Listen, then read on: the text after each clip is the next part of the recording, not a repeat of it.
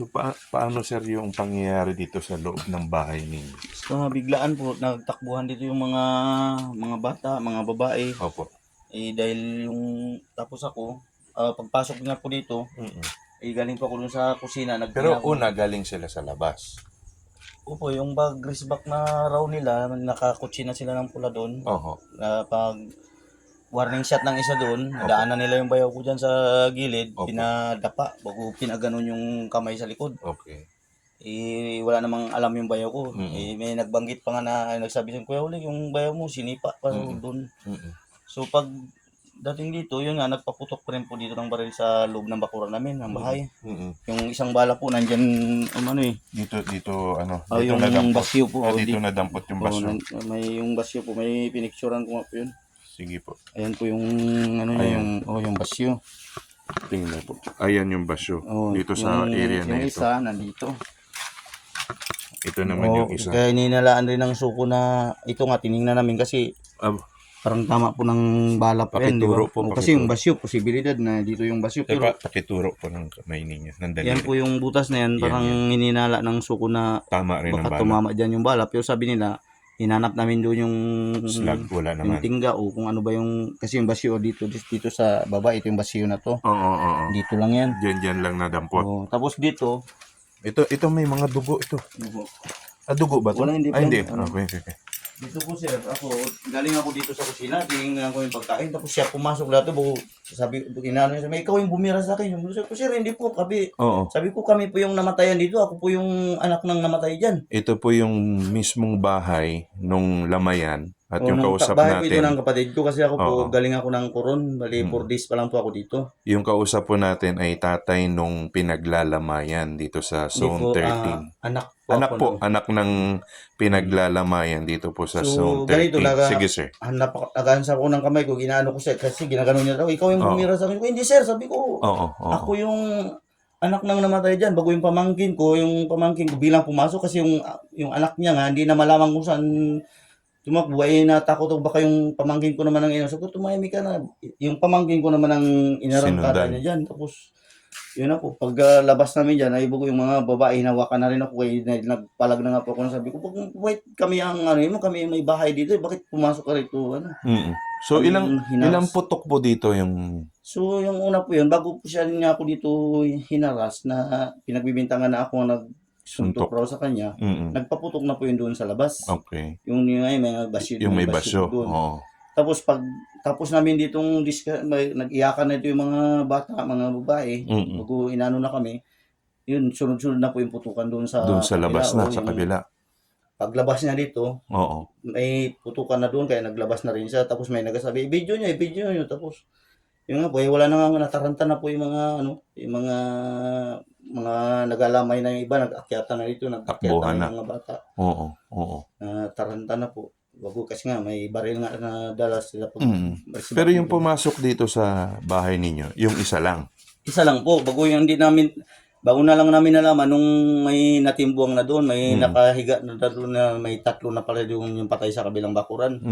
Yung kapitbahay namin po na yun, itinanong nga sa akin kung sabi ko, kabibigay lang ayan sa amin ng kalating sakong bigas na malagkit kasi sabi ko, maaga naman dyan sila nagapahinga. Yung kapitbahay niya, yun po yung Bucor, yung taga Bucor. Oo, nagasabi na pasensya na, hindi sila makati ng lamay dito. Pero ako naman, yung nakita ko na yung nila dyan, yung pag galing niya sa trabaho, pasok dyan, yung tricycle niya, kaya tabi namin yung upuan dyan kasi nga dyan siya dumadaan. So, bali, ang nangyari po, hindi namin alam na yung parang yung kasama nung pumasok dito sa amin, nandoon siguro umikot para hindi ko alam kung ang purpose, baka kung dito tumakbo yung ininala nila na sumuntok sa kanila, harangan doon o ano po ba, kasi parang inano nila yung area, bugo pinadapa yung mga sabi, nagsisigaw ba daw dyan na dapa. Ako nga dito, ako sa loob, paglabas ko, ako ang inarangkada rito, kaya yun. Yung sabi nilang suntukan, nakita nakita po namin na may nagkarambula. Hindi namin maturok kung sino nagsuntok sa Pero kanila. doon yun sa labas, hindi po dito nangyari sa Hindi po dito lamayan sa loob mismo. ng lamayan. Diyan Opo. lang po kasi yung time po na yun, tapos lang service nung nagbabible study. So yung mga nakainom, siyempre, hindi namin mapigil yan Control. pumunta dito. At saka yung yung tatay ko, maraming mga kaibigan yan dito na kilala yan dito sa Erawan.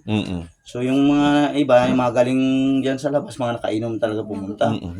So, ay yung dalawang pulis na nakainom rin yun eh. O, kaya siyempre, baka nagkaanuhan sila dyan, hindi namin alam. So pagdating dito sa kabilang bahay, yun na, nagkaputukan na. Basta yun nga po, yung isa dito sa amin ang haras, tapos yung paglabas namin ganito na nagsasabi kami, hindi ako ang sa sir, ako yung anak nung namatay. Sabi ko, wala kaming alam na sa nagsuntok sa inyo.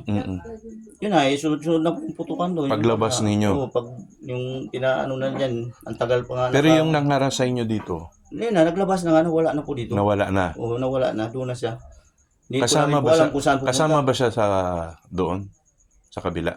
Hindi ko, basta ang ko po, kasi yung pinakita rin sa akin na yung nakadapa doon na isa, kasi ang mga palatandaan namin sa kanya, hindi na rin, kasi ako, 4 na araw pa lang ako dito, galing ako ng kurun. Opo. Palatandaan lang namin sa kanya, yung may mga sugat nga siya sa mukha dahil nakipagsuntukan nga raw sa labas. Yun lang, yung isa doon nakadapa, tinatanong ako ni sir, yung isang pulis, sabi niya, ito ba yung kasama niya? Sabi ko, hindi ko sir masabi kasi nakadapa basta yung sila may mga tama yung sila sa mukha. Sa mukha, yung pumasok dito. Yung mga nakahiga doon, yung isa nakatihaya. Mahabang buhok na naka-t-shirt. Bago yung dito nakasando na siya. Pumasok dito sa amin. So ilan lahat yung nakabulagta doon? 3, kasama na po yung kapitbahay namin. Yung kapitbahay niya na Bucor. Sa Bucor. Oo. So hindi talaga malinaw kung sino ang nagbarilan. Oo, yun nga po, hindi malinaw. Kasi nga dito, pati yung mga tama nga dyan, hindi rin namin alam kung saan napunta yung dyan. Tapos yung isa nga doon na yung doon sa labas sa gate na nakadapa, nakaganon din yung yung kamay. Hindi namin alam kung bakit nakaganon po yun. Kasi, pero may tali yung kamay? Hindi. Wala. Hindi ko rin po sir masabing may tali kasi hindi naman kami naglapit. Binawal na kami na kayo ng pulis. Pag sindi ng ilaw, may nakabulagta na pala doon ng Sir, pwedeng punta natin saglit kahit malapit lang sa gate. Ito yung mismong area ng Lamayan kagabi. Ayan po, ito si tatay. Anak niya itong kausap natin na galing pa ng Coron. So ito yung sinasabing kabilang. Yan po yung bakuran po ng sabi nila yung sa Bucor nga, Bucor nga po yun. Hindi ko rin nga po kilala yung pangalan kasi bago lang po ako dito eh. So dito dinampot yung tatlo. Yung isa po dyan nakadapa. Tapos yung isa doon,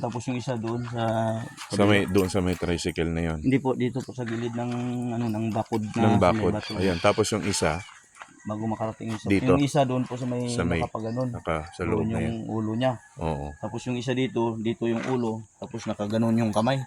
Pero wala naman tali or pusas na Hindi rin po namin sir masabi kung may tali. Pero yung kita namin yung kamay nakaganon. Maraming tao na nakakita na nakaganon ng kamay. Nakadapa dyan.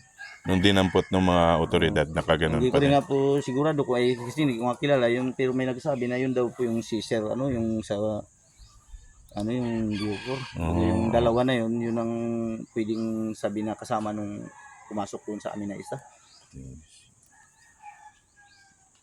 Mabuti na lang nga po, itinanong ba ko kung pagdating doon na lang rin kami, pati yung pamangkin ko, nagapaliwanag nga ako, sabi ko, sir, hindi kami yung nakasuntukan nyo dyan.